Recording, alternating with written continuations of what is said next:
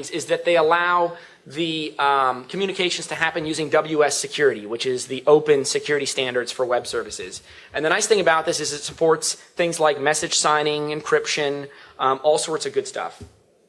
So when you're trying to communicate with an endpoint that uses message security, there's a couple things that are either going to prevent you from communicating with it at all, or potentially you'll still have some options.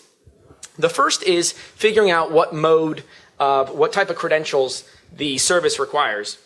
So you can see here it supports Windows credentials, a certificate, username, anonymous, or a token for some sort of federated model. The only two that you're going to really have any luck with here, if you don't have any business talking to this service, is going to be username, which is going to allow you to just do a brute force, or anonymous. And anonymous, unfortunately, is not as straightforward as one would think, because it actually requires a server certificate in order to do it. So it's very similar to SSL. The server has a certificate. You don't need one, but there's a negotiation that happens using that certificate. So the first thing you'll do is, if you can get some metadata, in the metadata, and I'll show you this, a screenshot here, you're going to look at the binding settings, and it's going to tell you the mode in which, the security mode in which the endpoint operates. It's either going to be transport mode, which just means SSL, message mode, which means there's going to be a client credential, and that's where it goes back to that Windows certificate, username, that type of thing. Or it's going to be transport with message, which means both, or none, in which case this is a non-issue. Now, in order to do this, if we think about the way message security works, it's specifically designed to prevent man-in-the-middle attacks. So an intercept proxy is really going to be pointless here, because the intercept proxy is just going to show you the different encrypted messages. So there's a couple tools that I've got up here that you can use that support message encryption. I believe the SOAPy tool as well supports it as well, and SOAP UI. But the WCF test client actually comes with Visual Studio. If you don't have Visual Studio, the client itself was bundled for free by some guy who has a blog on ASP.NET, so I've included the link there. And what it does is it provides a nice little GUI. I'll show it to you here real quick. It provides a nice little GUI that you can use to talk to any WCF endpoint. And for the most part, it supports all of the common bindings. So if I go ahead and launch it here, the first thing I'm going to do is I'm going to have to actually point it towards my service. And I've got a sample web service here that uses message encryption on our VM. So I'm going to go ahead and point it towards there. It's going to automatically try and get the WSDL. If there's some odd path to the metadata, you can specify it there, but it'll try $WSDL, it'll do a post MEX request. It'll pretty much do all of the common requests to get the metadata. And provided that it works, it's going to return a list of all the different accessible methods, and it's going to also give us the configuration, the binding options, and generate almost like a little config file for us, which is what I've got here in the screenshot.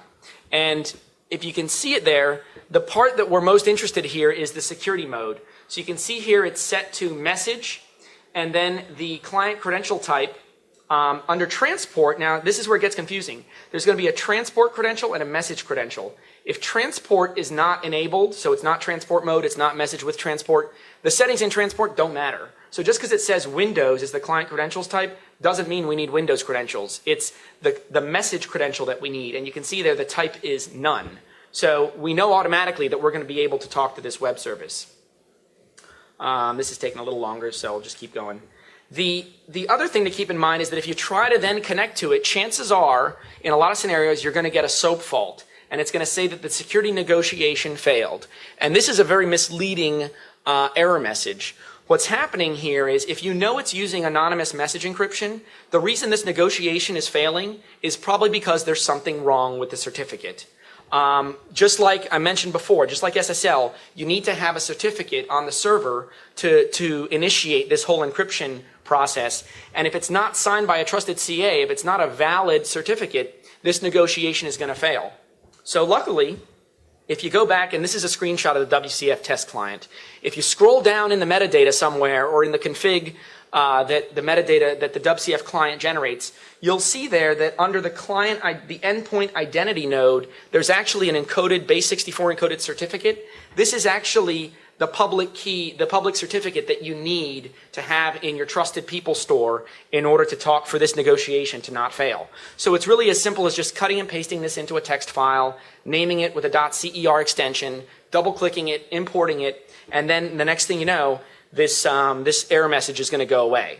So just because you get a negotiation fault does not actually mean that you don't have the right credential. It just means that something's failing. And unfortunately, the error messages are a bit generic, which I guess was probably the result of some security assessment that somebody did somewhere down the line, which makes it a little difficult to figure out what exactly is causing that failure to occur. It looks like this client is still generating, so we'll just sort of move on. That's actually a very good point. You're right. Burp has intercepted that request, which has caused our request to hang here. So I'll come back to that in a second and see if it's just a couple notes here. The other thing you want to do is if you're using an actual thick client and you're having problems with certificates, there's an option within the client config that you can put in here to disable certificate validation. Again, it's on by default, so you can just disable that, and then if there's any sort of problems with certificate validation, it's not going to be an issue. The other thing I mentioned is that aside from anonymous authentication or message encryption, there's also username and password based encryption, which requires you to authenticate and then generates, does a security negotiation based off that. The important point here is that it's simply just a plain text SOAP header. There's nothing magic about it. All of the SOAP utilities, for the most part, support this, and you can easily brute force this. It'll lock out, of course, depending on what they're using on the back end, but you can pass in a SOAP header. The only caveat here is that the framework will not allow this header if it's not going over SSL. So you need to be talking to the endpoint over SSL. Otherwise, this isn't going to work. So let me just try and add this service one more time here, and if it doesn't work, really the whole point of this demo was just to really show you what the communication looks like over the wire. You'll see that for any invoking even one method to do one operation on the web service actually causes on the back end a series of 4 or 5 different requests where this key negotiation occurs in order to do the whole message level encryption.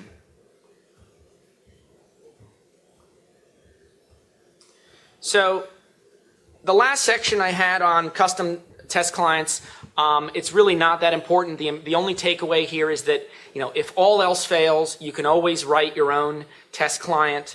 It's really as easy as you can do it in less than 10 lines of code. All you have to do is generate a stub to the web service using the metadata utility if you have the WSDL. And then even in that same class file, you just have to import the system namespace at the top and add a main routine to turn that class file into a console utility.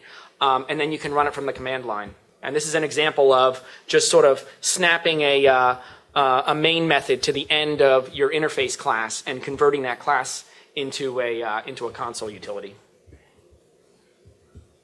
So the long and short of it here is that all of the same attacks that have always applied, for the most part, are still very easily done with WCF. The real stumbling block is going to be these different formatting options and the different nuances that these bindings introduce. And certainly the tool set you're going to have at your disposal is limited, especially because a lot of these protocols are proprietary, but certainly not a hurdle you can't overcome. And I think as we start seeing more and more Silverlight adoption, you're just going to end up seeing a lot more of these WCF services on the back end pushing all the data to these clients. So if anybody has any questions, I'll be around for a few minutes. We've also got all the tools that I talked about today are on our website. And if you have any questions, you can always email me at the email address above. All right, thanks.